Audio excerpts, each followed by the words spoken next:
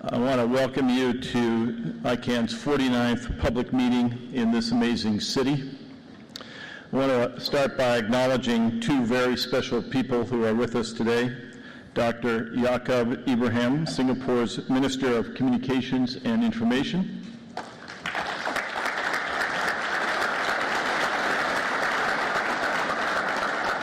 And Mr. Leong Ken Tai, Deputy Chief Executive and Director General of Infocom Development Authority of Singapore, or IDA, and Chairman of SGNIC.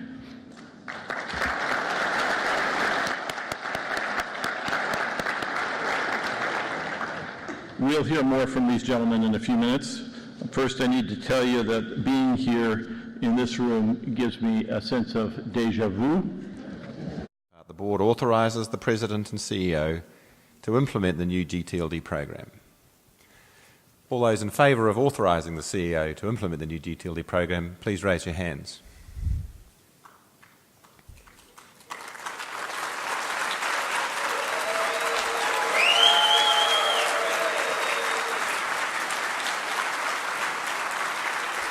Any opposed?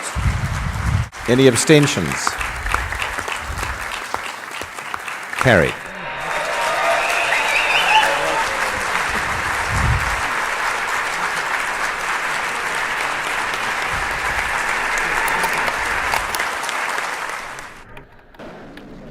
This was the formal approval by the Board of Directors of ICANN just under 3 years ago in June 2011 here of the new top-level domain, generic top-level domain program. Let me ask, I don't know if I can see through these lights, but how many of you were here then? A lot of hands. And you're still come back. This is very good news. That was a big day for us. It was the culmination of an enormous amount of work. The board's action was really the smallest, almost infinitesimal part of the whole process. An awful lot of work went into this. Let me ask for another video. With your appointment as the new chair and with the historic passage of the new GTLDs, what sort of new challenges lie ahead for you? This is a very big operation, and so I'm now in the uncomfortable position of trying to sit astride and hang on for dear life, as it were.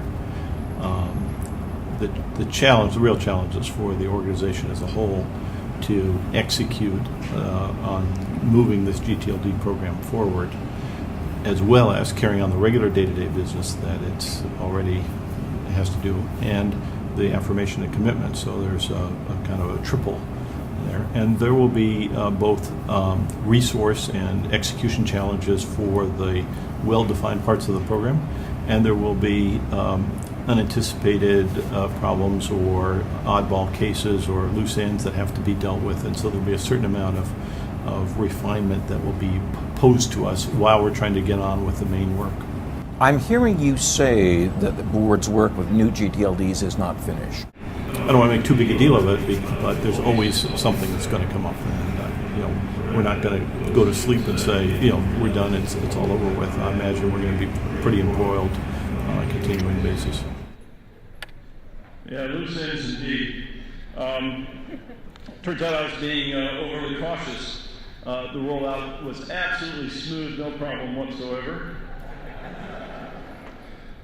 We had to increase our vocabulary a little bit, and in one case we actually found a word that was not an acronym. It's a glitch.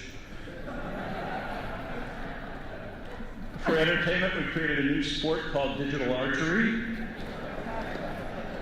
which we abandoned after we learned that all the arrows were coming right into the board and the staff.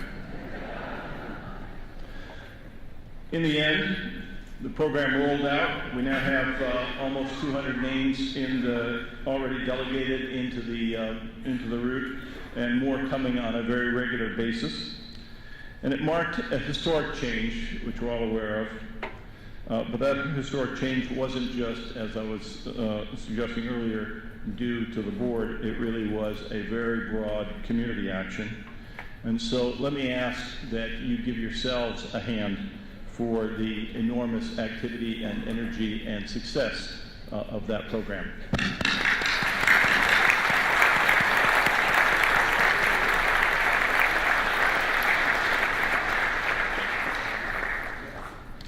While we're doing great things, we also have an inescapable and abiding commitment to operate in the highest fashion that we can. We take accountability and transparency extremely seriously. And so in that vein, I want to commend the work of the second Accountability Transparency Review team led by Brian Cute. His report, the report of his team, was turned in last December, and in accordance with the rules that we set up for these reviews, we are now in the 6-month period of examining the recommendations very closely, trying to understand what the impact would be, so that when we say yes, which I fully expect we will do, either wholly or in the main, we will know exactly what we have said yes to and exactly how to proceed with the implementation. So we're in the process of formulating a response to the team's report, and we'll say more about this in a session on Wednesday morning, which I invite you all to come to, but I invite you with a certain conflict of interest, because exactly parallel to that is a session on my long-standing interest and support for DNS security. So divide yourselves in two, and half of you go to that, to one and the other.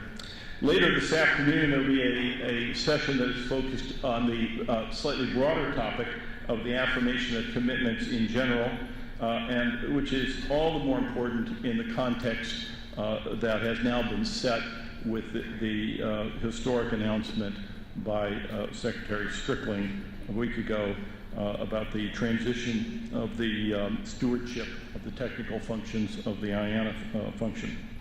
It's been a long-time goal of the U.S. government, as well as the rest of the community, that's now been realized because of ICANN's successful globalization and our collaborations with our partners in the Internet ecosystem. And this is something that needs to be emphasized at every opportunity. ICANN, as visible as we have become, and I've learned the hard way that there's no way that we're going to be able to lessen that visibility, remains but one player in a complex and well-established ecosystem. So I want to acknowledge the leaders of the other members of the ecosystem. We have the leaders of the regional internet registries, Adil Aklogan, CEO of Afrinet, John Kern, President and CEO of ARIN, Raul Echeverria, CEO of LACNIC, Axel Pollock, Managing Director of Right NCC, and Paul Wilson, CEO of APNet. Those are the regional internet registries.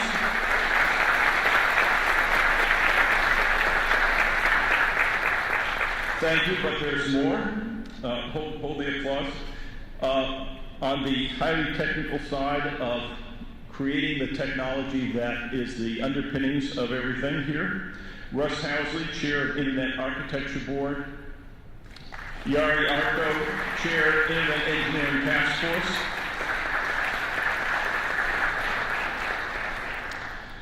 and all important, our friends, partners, and soulmates at the Internet Society, Catherine Brown, President and CEO,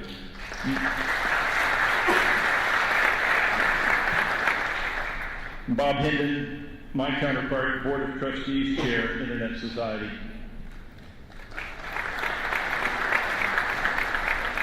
Where'd he go? All right. Well, even though I don't see him here, we're on good terms, actually. I don't think he's going to. We know how to reach each other.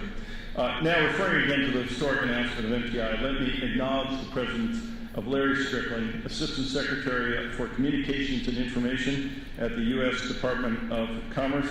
Larry, thank you very much.